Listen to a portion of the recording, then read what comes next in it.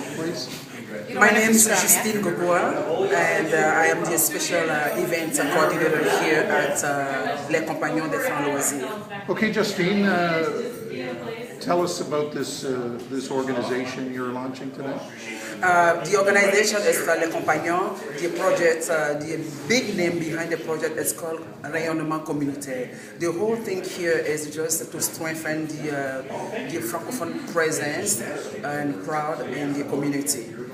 We know that we will, even if we don't want, we're aging somehow, and we have to prepare our youth to be proud of the Francophone and Franco-Canadian heritage, especially here in North Bay. And this is what Les Compagnons has been doing for the past 50 years. And bringing the project Parle-moi-en, it's just, we're going to go to the school, talking to the businesses to say, you know what, be proud of being French, be proud of being Francophile, and simply be proud of being member of this big Francophone community in North Bay. So Parle-moi-en is sort of, you're going to be out there to talk about it, yes. The importance of the French language absolutely, in the community. Absolutely. We have, when I immigrated here back in 1995, the reason why I stayed so long in this country is because I had choices, especially for someone like me who came from Africa with, you know, I don't have to give you a detail, it's a very challenging place sometimes.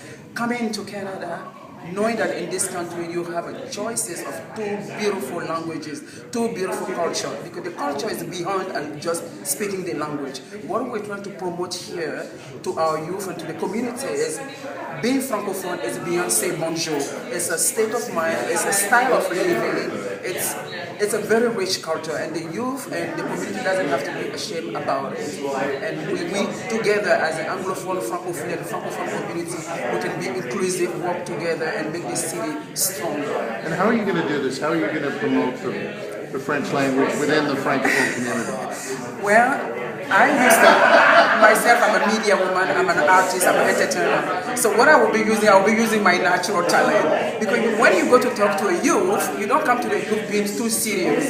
You have to be kind of in style. So I'll go to the school, start with maybe small cultural show, something that they love to do. And through that, I'll pass the message with my colleague Francois. So it won't be something that will be done with muscle. No, children don't like when you force them to do things. We'll go gradually, we'll go to cultural activities, we'll go to motivational speaking, anything that they will love to do to the language. And talk about the three aspects, the main things that you're focusing on with this program. You can't go anywhere, you can't promote anything to human beings if they don't feel like you're close to their culture. That's why it's so important to go to the cultural activities, which mean entertainment, food. Food is a culture.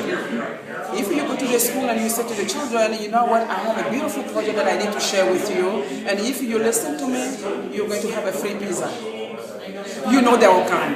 But yes, communication, we create a network plan that we call Le Réseau, where all the Francophone and the Francophile community can bring their information and then we share it to the community. So people don't have to be distracted or not knowing where to send their information on the community activities. Be present with our seniors. My main goal here, we realize that our youth are distant from our seniors, but our seniors are living libraries, they're living museums, and encouraging youth and seniors to share cultural exchange. That's another part of the plan. Is this part of, I can't help but think that North Bay is a Franco community, but we have so many English families that have opted for their children to be bilingual. Absolutely. Part of that learning experience? But that's, when I accepted the position, that was my condition.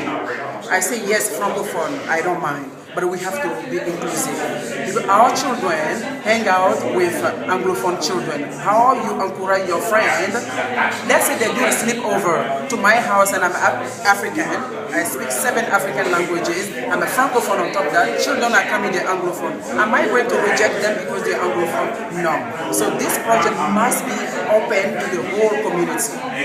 So that's why I'm willing to do it in both languages, English and French as well.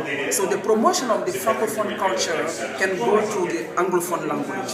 There is no restriction. The reality is there. We're a big family. Perfect. Thank you.